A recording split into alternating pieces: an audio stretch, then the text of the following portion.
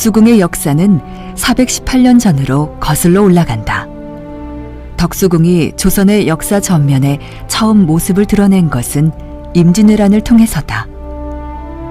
1592년 조선을 침략한 일본군에 밀려 한양을 내주었던 조선의 14대 임금 선조. 한양에 다시 돌아왔을 때 궁궐이 소실돼 마땅히 거처할 곳이 없었다.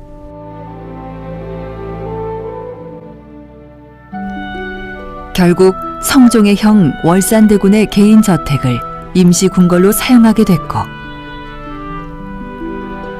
이후 옛 임금님이 거처했던 집이란 뜻으로 서거당이란 당호를 붙였다.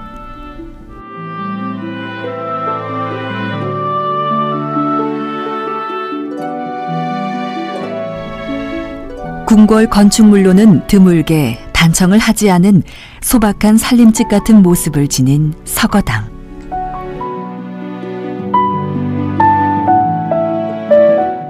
이는 임진왜란이라는 조선의 어려운 상황을 잊지 않기 위해 선조가 단청을 하지 말라고 했기 때문이다.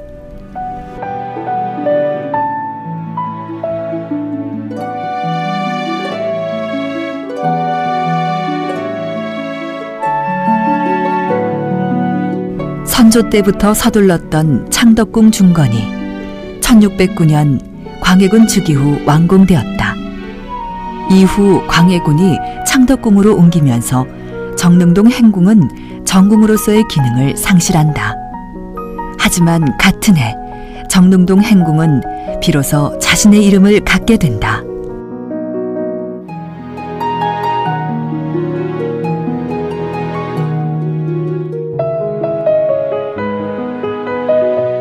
나라의 운을 기린다라는 뜻으로 경운이라는 이름을 붙였다. 임시 행궁처였던 월산대군의 집을 경운궁이라 명명한 것이다. 그리고 광해군은 창덕궁을 정궁으로, 경운궁을 이궁으로 삼았다.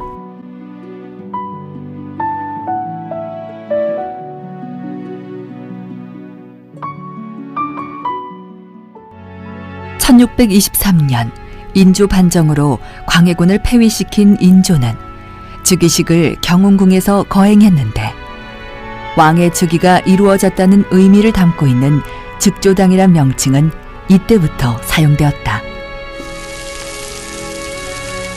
인조는 경운궁을 원래 주인에게 돌려주고 창덕궁으로 거처를 옮긴다.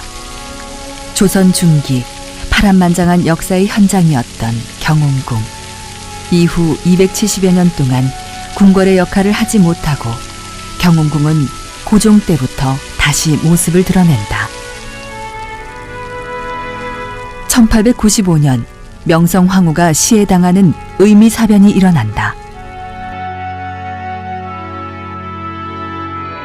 이후 러시아 공사관으로 피신했던 고종이 경운궁으로 황궁했고, 의미사변 이후 미뤄왔던 명성황후의 국장이 치러졌다.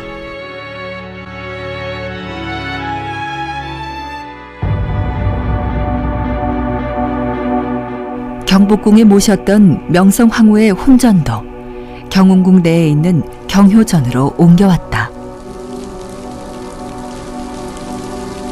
근대의 시작을 알리는 격동의 역사에 경운궁이 다시 등장하게 된 것이다.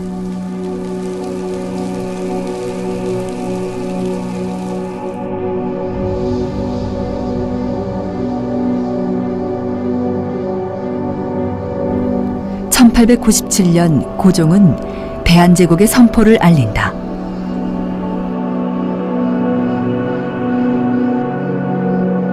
황구단은 황제가 하늘에 제사를 올리는 제단으로, 고종이 황제 즉위식과 제사를 지낼 수 있도록 단을 만들어 조성한 단지다.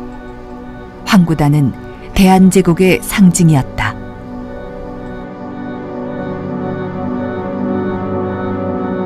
황구단의 건설은 중국과 대등한 자주국임을 대외적으로 알리는 것이었다. 하지만 러일 전쟁에서 승리한 일본은 점점 조선을 압박하게 되고, 결국 만국평화회의에 밀사를 파견했다는 이유로 고종을 강제로 폐위시킨다. 한일 강제 병합 후 고종은 덕수궁 함령 전에 유폐되었다. 그러면서 궁궐의 이름을 경운에서 덕을 누리며 오래 살라는 뜻의 덕수로 바뀌었으니 왕조의 운명과 함께 경운궁의 이름이 바뀌게 된 것이다. 1919년 1월 12일 고종 황제가 덕수궁 함령전에서 승하한다. 고종의 죽음이 일제의 독살이라는 소문이 퍼지기 시작하면서 반일 감정은 극에 달했고 결국 그의 3.1운동으로 이어졌다. 고종의 죽음은 한 역사의 종말이자 새로운 역사의 출발점이 되었다. 조선과 대한제국의 운명을 묵묵히 지켜본 궁궐. 덕수궁은 국난을 극복하고 나라의 기틀을 새롭게 다지는 역사적인 현장으로 기억되어야 할 것이다.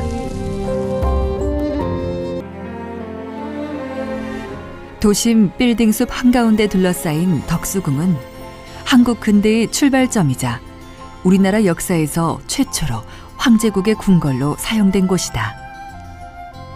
덕수궁의 정문 대한문. 원래 이름은 대한문으로 나라와 백성이 모두 태평하기를 기원하는 뜻에서 붙여졌다. 대한은 큰 하늘이라는 뜻을 담아 한양이 창대해진다는 뜻인데 대한제국이 지향하는 바를 호기 있게 담고 있다.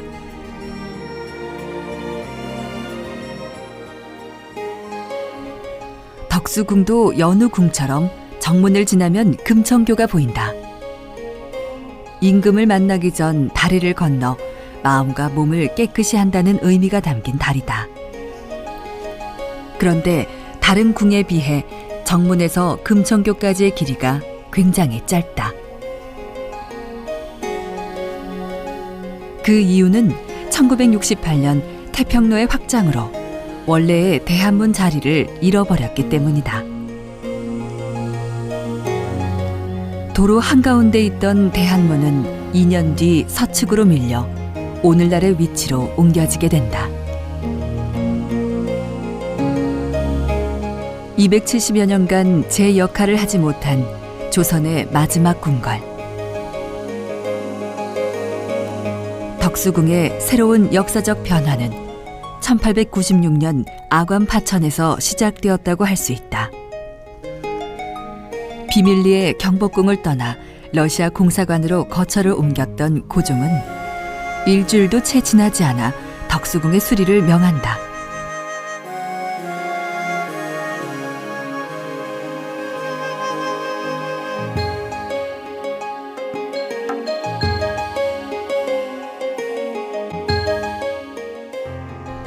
그리고 이듬해 러시아 공사관을 나온 고종은 덕수궁을 새로운 거처로 삼는다.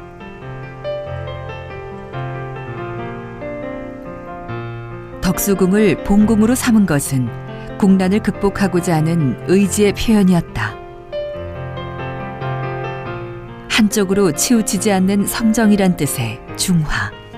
조선을 두고 세계 열강이 각축전을 벌이던 당시 세계 질서 속에 당당하게 자리 잡겠다는 대한제국의 의지가 담겨 있다. 중화전에서 특히 눈여겨볼 것은 임금이 지나는 길 답도에 새겨진 2마리의 용이다. 용은 황제를 상징하는데 봉황 대신 용이 새겨진 답도는 덕수궁이 유일하다.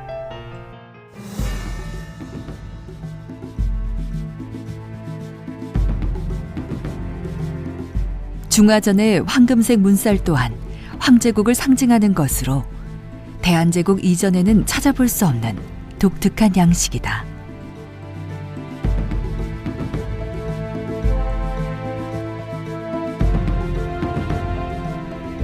월대에 놓여있는 드무. 자세히 보면 만세라는 글자가 새겨져 있다. 만세는 중국에서 황제를 위해서만 사용할 수 있단 말이다.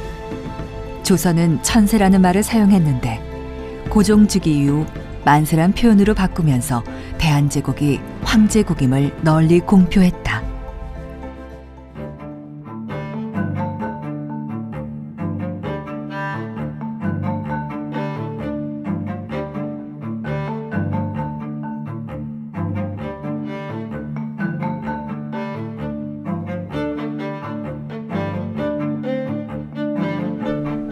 중화전 뒤쪽으로 전통궁과는 어울리지 않는 서양식 건축물이 눈에 띈다.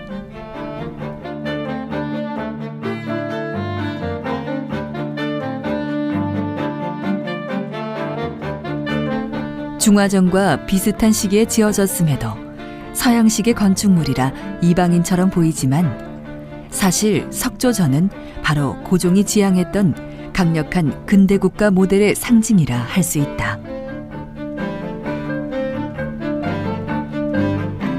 그리스 신전을 떠올리게 하는 석조전은 당시 우리나라에서는 드물게 서양의 신고전주의 건축 양식으로 지었지만 대한제국을 상징하는 무늬, 오약꽃을 새겨 넣었다.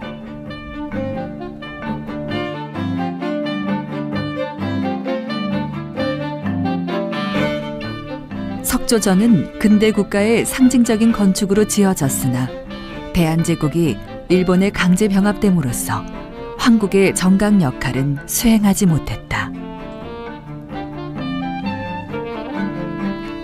대신 완공 후에 태왕제인 고종이 귀빈들을 접대하고 만찬을 행하는 용도로 사용되었다.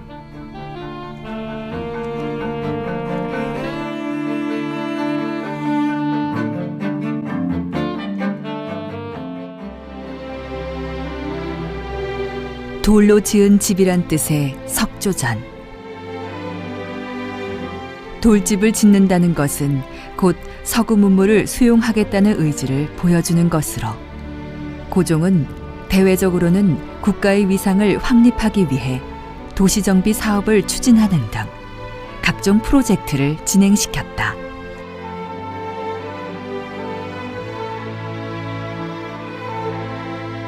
대한제국을 선포한 후 고종의 자주적인 근대화의 노력이 힘있게 진행됐던 시기가 대한제국 전반기였다.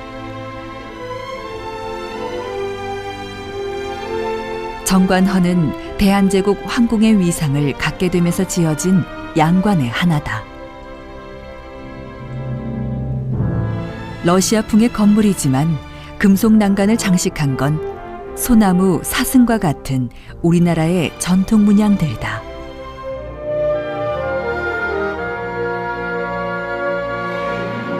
뿐만 아니라 고종의 장수를 기원하는 천도복숭아를 물고 있는 박쥐도 찾아볼 수 있다. 기록에 의하면 정관헌은 고종이 역대왕의 어진을 모시고 제례를 지낸 신성한 곳이다.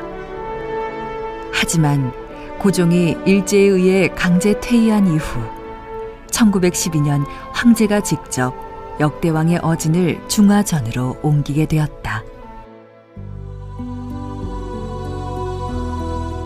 대한제국의 영광과 아픈 역사를 간직한 마지막 황궁. 덕수궁이 지켜본 13년간의 역사는 근대 한국으로 나아가기 위한 대한제국의 굳건했던 의지이다.